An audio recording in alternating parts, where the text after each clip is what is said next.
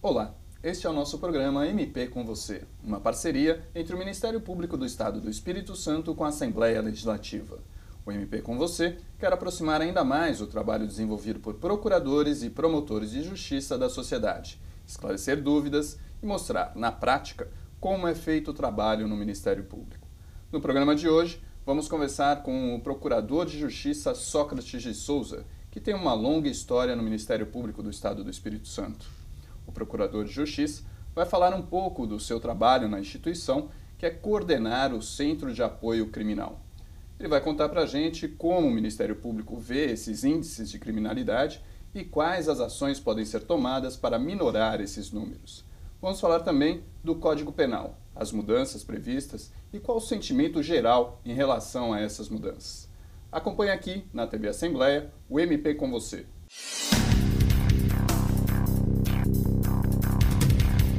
Estamos de volta com o MP com Você. Nesse programa, recebemos o Procurador de Justiça, Sócrates de Souza. Doutor Sócrates, primeiro, para a gente esclarecer o nosso público, é importante explicar de que forma funciona, de forma sintetizada, de que forma funciona a área criminal do Ministério Público.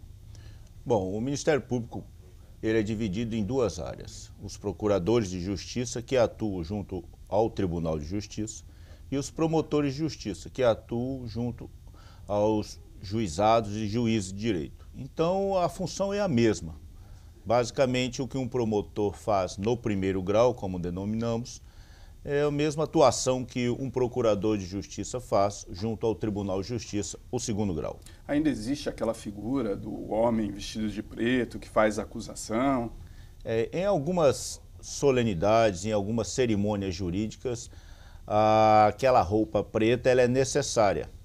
A roupa preta ela visa dirimir as diferenças entre os homens, tanto julgador, advogado e promotores de justiça. Mas ela existe sim, principalmente nas sessões solenes na Procuradoria de Justiça, nas sessões no Tribunal de Justiça e nas sessões nos tribunais do júri.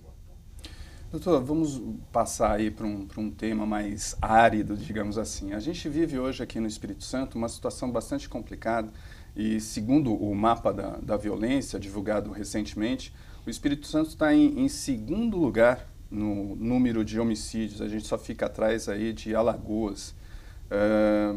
Será possível analisar de alguma forma a causa disso, doutor? Por que desse aumento no número de homicídios aqui no estado? Diversos fatores contribuem para estarmos sempre na questão da violência próximo ao topo dessa pirâmide imaginária.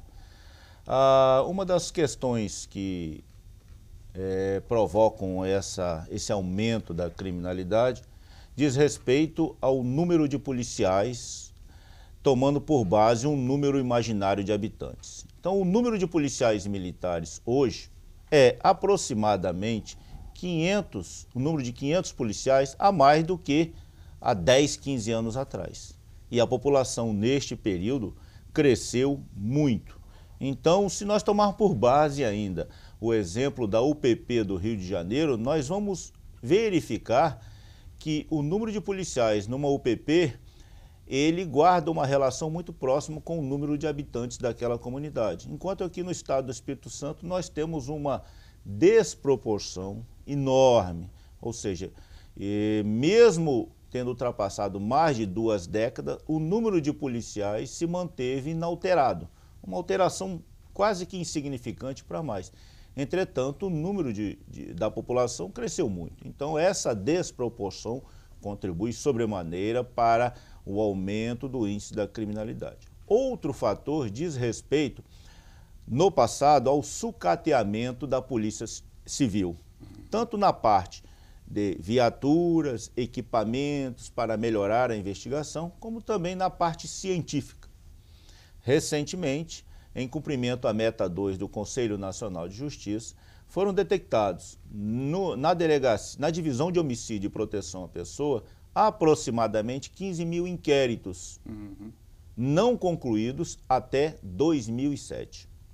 Então isso demonstra que no passado a Polícia Civil não foi analisada com uma visão muito técnica. Faltou delegado, faltou escrivão e principalmente investigadores. E faltou à polícia técnica um investimento mais maciço, como nós observamos em outros estados da federação.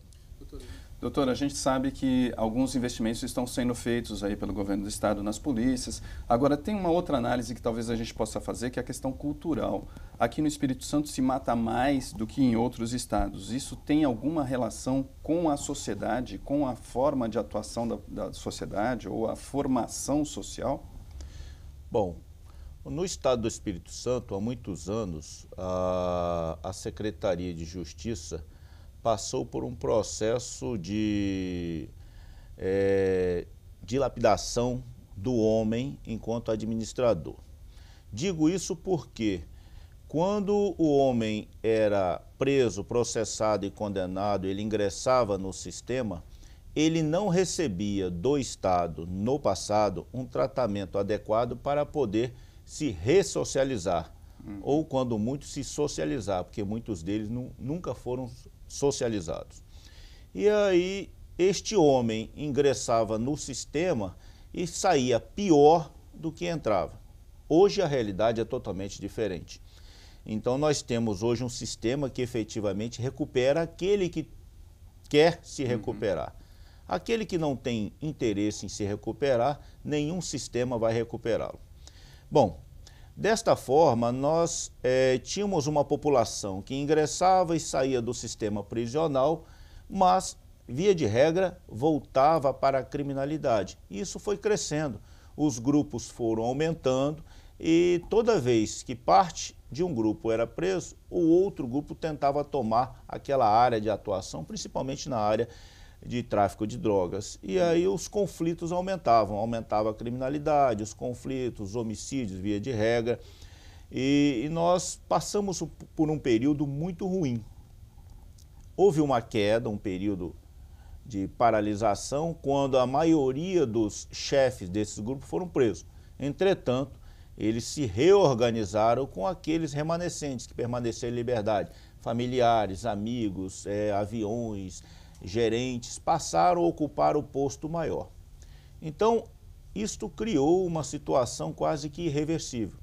Aliado àqueles problemas que eu falei no início, que falta de investimento em pessoal, falta de ingresso de policiais, essas comunidades foram sendo tomadas por traficantes que passaram a agir como se um estado paralelo fosse. E aí passaram a conceder à população transporte para levar a um hospital, segurança, né? Essa segurança sempre tomada entre aspas, e aí nós observamos um estado paralelo. Então a criminalidade hoje ela compete em pé de igualdade com o estado legalizado, e isso dificulta as ações da própria polícia, de um modo geral. Então, neste cenário é que o estado do Espírito Santo ele vive sempre nas páginas policiais. Doutor, agora a gente pensar em adotar um novo modelo, talvez algo próximo do que acontece no Rio de Janeiro, com as UPPs, isso seria uma saída aqui para o Espírito Santo? Você acredita que isso poderia ser uma saída? Olha, com a ação das UPPs no Rio de Janeiro, nós passamos a observar uma mudança de metodologia na prática de crimes, né? Alguns estão migrando para crimes que normalmente não encontrávamos com tanta regularidade no estado do Espírito Santo. Citando, por exemplo, a ocupação dos morros, né? Hoje nós não temos nenhuma unidade no topo do morro, para ter uma visão mais periférica. Temos algumas unidades na base do morro. E o traficante ele se ocupa desse morro e ele consegue identificar as vielas, pontos de fugas e tal. E uma das questões que está preocupando as autoridades de um modo geral diz respeito à resistência que esses criminosos estão impondo para que a polícia possa ocupar o morro. No passado nós tínhamos alguma resistência, o bandido atirava na polícia para impedir, mas isso eram casos raros. Hoje em dia nós estamos encontrando métodos que dificultam o avanço da polícia em cada operação. E a gente vê também um aumento no número de armas apreendidas, né? Quer dizer, da onde está vindo esse armamento, doutor? É possível afirmar que estas armas estão ingressando da mesma forma como ingressavam para o Rio de Janeiro. Ora pela extensão das nossas fronteiras, ora porque são tomadas de assalto ou são adquiridas por diversas formas no Brasil e no exterior, principalmente via Paraguai.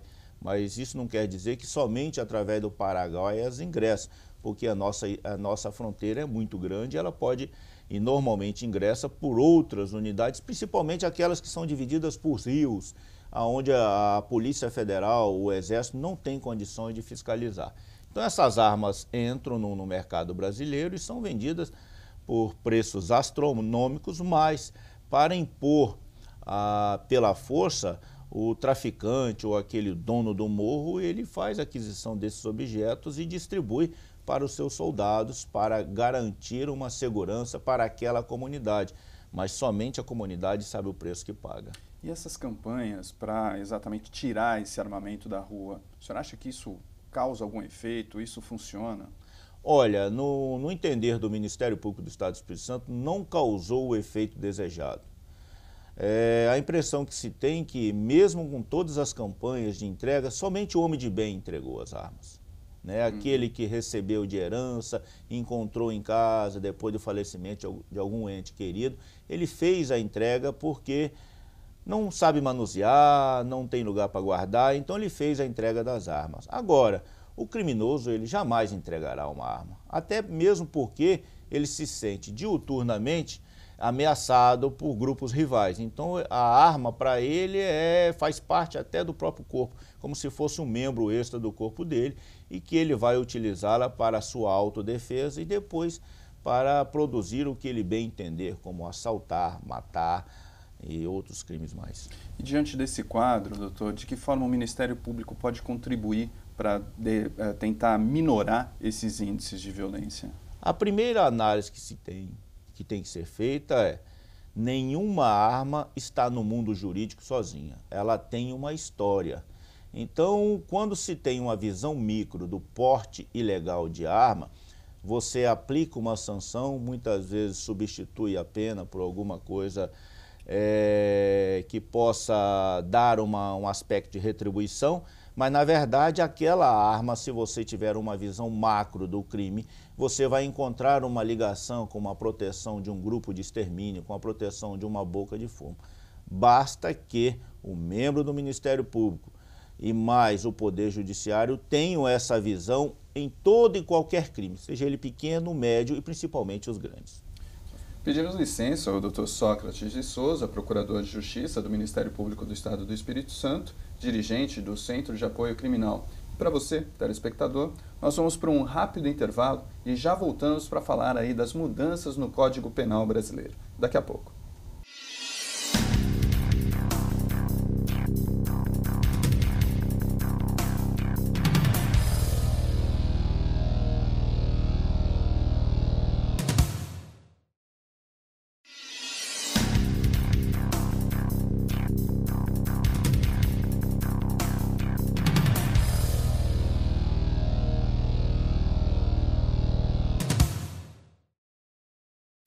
Voltamos agora com o programa MP com você, uma parceria entre o Ministério Público do Estado do Espírito Santo e a Assembleia Legislativa. Neste programa, estamos conversando com o Procurador de Justiça Sócrates de Souza, que é dirigente do Centro de Apoio Criminal do Ministério Público do Estado do Espírito Santo. Nós falávamos aqui da questão da violência e agora vamos tratar aí de leis, da mudança do Código Penal. Dr. Sócrates, antes da gente entrar nesse tema, o senhor podia explicar para a gente como é que funciona o Centro de Apoio Criminal? O Ministério Público do Estado do Espírito Santo tem diversos centros que visam, principalmente, auxiliar o membro do Ministério Público em diversos setores. O setor criminal, ele auxilia o membro do Ministério Público na identificação de endereços de testemunhas, de acusados, porque no curso do processo ou até mesmo do inquérito, eles mudam regularmente de endereço por diversas razões. Localizamos também e fornecemos a toda e qualquer pessoa que necessitar certidões de óbito. E no campo das perícias, nós temos alguns funcionários do Ministério Público que atuam junto ao setor de perícia no sentido de agilizar a confecção de laudos. Eles não interferem na elaboração do laudo, mas apenas fazem a digitalização de determinado documento entregue pelo perito e depois saem colhendo as assinaturas necessárias, depois da fiscalização do próprio perito, e encaminham para o promotor ou para o juiz que solicitou. Então, basicamente, são essas funções de cada centro de apoio e, no nosso caso, o Centro de Apoio Criminal. E qualquer pessoa pode procurar o Centro de Apoio? Pode procurar. Se nós não tivermos condições de fornecer o que a pessoa está precisando, juiz, promotores, delegados, nós vamos verificar a possibilidade de estabelecermos convênio com essa ou aquela entidade que ainda não temos. Nós temos convênio com diversas instituições e que temos acesso à base de dados dele. E, através desse acesso, nós coletamos as informações que o solicitante está querendo. Doutor Sócrates, agora no final de junho, foi entregue ao Senado Federal um anteprojeto da reforma do Código Penal. É preciso lembrar que esse nosso código é de 1940, né? Então, obviamente, essas mudanças, essa reforma é realmente necessária, não é isso? Penso que a atualização ou a aplicação de uma lei depende da visão jurídica de quem faz análise de determinado caso concreto. Recentemente, uma desembargadora, ao assumir o Tribunal Regional do Trabalho, ela fez uma afirmação nesse sentido. Então, uma lei, para ser atual, não depende de mudanças sistemáticas ou de atualizações. Basta um olhar crítico, um olhar atualizado do aplicador do direito para tornar aquela lei atual ou não. Então, hoje, depois da era Collor, nós presenciamos um número infindável de leis, mas muitas delas de péssima qualidade jurídica. E a aplicação dessas leis no ordenamento jurídico, ela causa um problema muito grave. Então, são novas interpretações dos escritores ou doutrinadores. Depois nós temos as interpretações dos tribunais estaduais, tribunais superiores, superior e o Supremo, até que a poeira abaixe. Nós levamos um tempo muito grande. E quem está na ponta, os promotores, os juízes, são os que mais sofrem quando vão aplicar determinada lei, porque em direito é muito difícil você firmar um posicionamento. O direito, ele é mutante.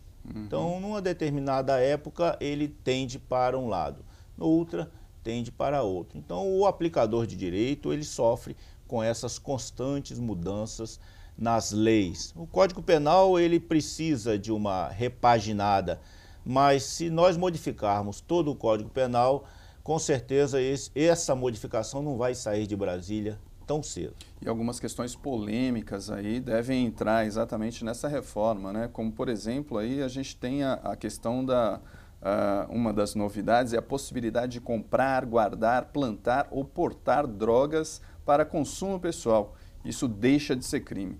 Como é que o senhor vê essa mudança? Acha que é positiva? O Ministério Público, ele entende que isso não deve acontecer. Eu acho que o legislador constitucional, ele não pode permitir que no Estado brasileiro se autorize esse tipo de postura, de plantar, ter droga para consumo. Deve ser sempre crime. Agora, a forma de tratar este crime é que nós devemos nos debruçar, estudar as melhores maneiras. Eu, particularmente, penso que o porte de droga para uso, ele é um crime gravíssimo, porque ele destrói o cidadão, ele destrói principalmente a família. E quando se destrói a família, você destrói uma sociedade por inteiro. Um outro ponto aí previsto na reforma é o fato de os condenados por crimes hediondos passarem a ter de cumprir pelo menos 1/3 da pena antes de pleitear a progressão de regime. Essa é uma medida que a gente pode considerar satisfatória, doutor? Quando se fala em crime hediondo, tem-se, no meu entender, apenas uma visão da postura do infrator, afastando-se da postura da vítima ou da família da vítima.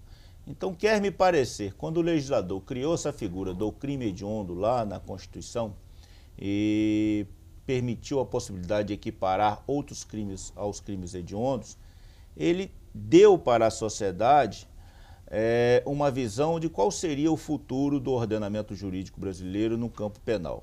Entretanto, diversas decisões posteriores mitigaram o que era crime hediondo.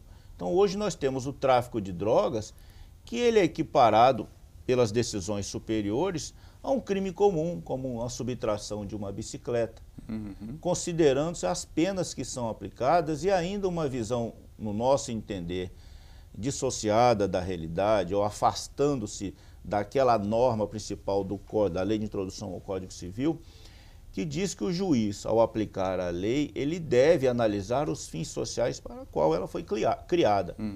Então, quando se fala em tráfico de droga e aplica-se ao cidadão 1 ano e 10 meses de pena, quer me parecer, com todo o respeito e acatamento às decisões judiciais, que ela não está enfrentando a causa, principalmente, que é o tráfico de drogas, né?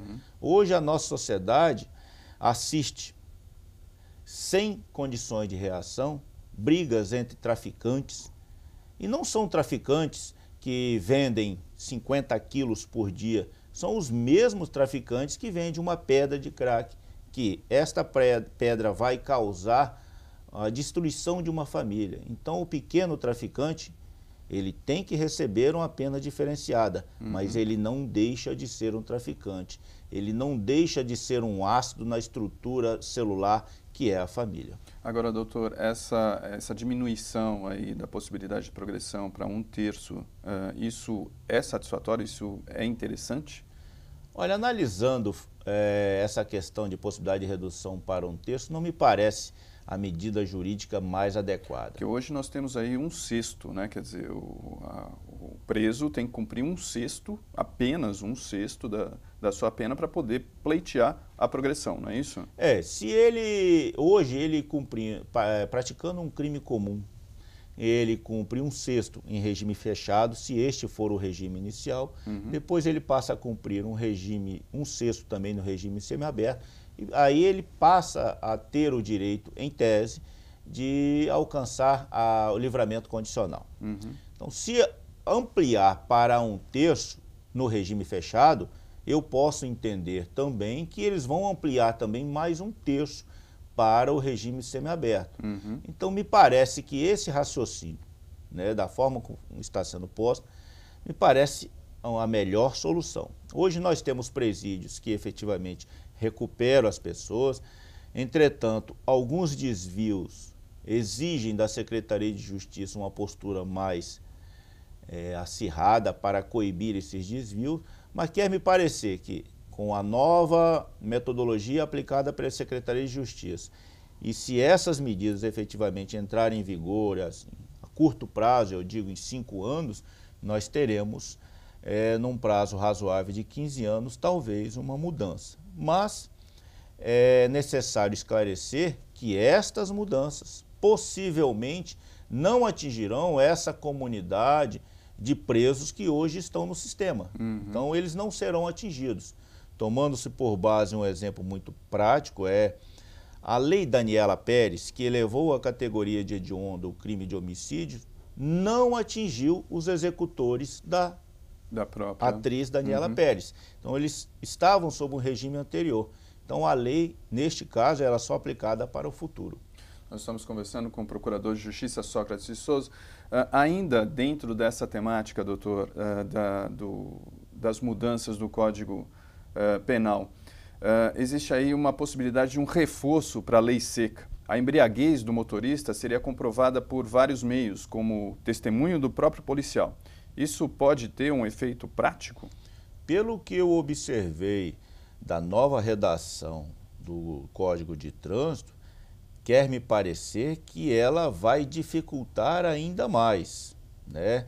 Esperamos que o legislador constitucional ele fique atento, porque as mudanças apresentadas no projeto que vai alterar, elas mantêm a tolerância zero para a infração administrativa, para o Detran tomar a carteira e outras circunstâncias que envolvam essa parte administrativa. Mas no campo penal vai dificultar ainda mais, porque o legislador inseriu determinadas questões que podem dificultar para o delegado, para o promotor e para o próprio o Poder Judiciário aplicar essa norma como estamos imaginando.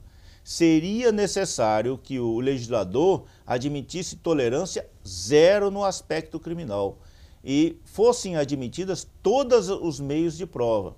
Agora, não me parece justo, mesmo na atual legislação, que não se admita, e nós temos algumas decisões nesse sentido, as imagens, a declaração de um policial. Por quê? Se um policial ele presta concurso, ele tem fé naquilo que ele afirma que o determinado motorista estava aparentemente sob efeito de álcool, o operador do direito e principalmente o magistrado deve, no meu entender, levar em consideração essas palavras como verdadeiras, como se aplica. No caso, no tráfico de drogas, quando o juiz leva em consideração a palavra do policial militar, quando ele afirma: eu presenciei fulano vendendo droga para outra pessoa. Esta palavra é importantíssima para se aplicar uma sanção condenatória. E hoje isso não está sendo validado. E hoje isso, por diversas decisões do próprio Poder Judiciário, nas diversas fases, muitas vezes essa verdade fica mitigada. Então não me parece justo para um aplicar a palavra do policial e para outro não aplicar.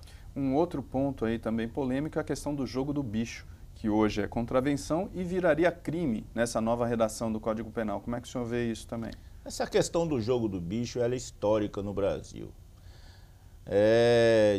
Em diversas fases observamos que o Estado faz vista grossa para o jogo do bicho.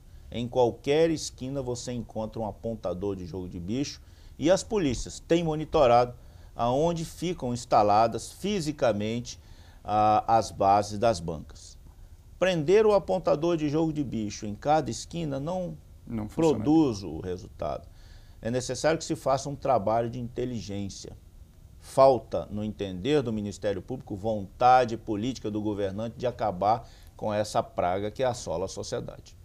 Nosso tempo acabou. Nós conversamos com o Procurador de Justiça Sócrates de Souza, que é dirigente do Centro de Apoio Criminal do Ministério Público do Estado do Espírito Santo. Nós agradecemos a sua presença aqui no MP com você e esperamos tê-lo aqui novamente para um próximo programa. Estou à inteira disposição. O MP com você termina aqui e você pode dar a sua sugestão, fazer a sua crítica, enviando e-mail para imprensa@mps.gov.br. Eu sou o Rubem Rochel e esse é um trabalho da Assessoria de Comunicação do Ministério Público do Estado do Espírito Santo, em parceria com a Assembleia Legislativa. Obrigado pela sua companhia e até a nossa próxima edição.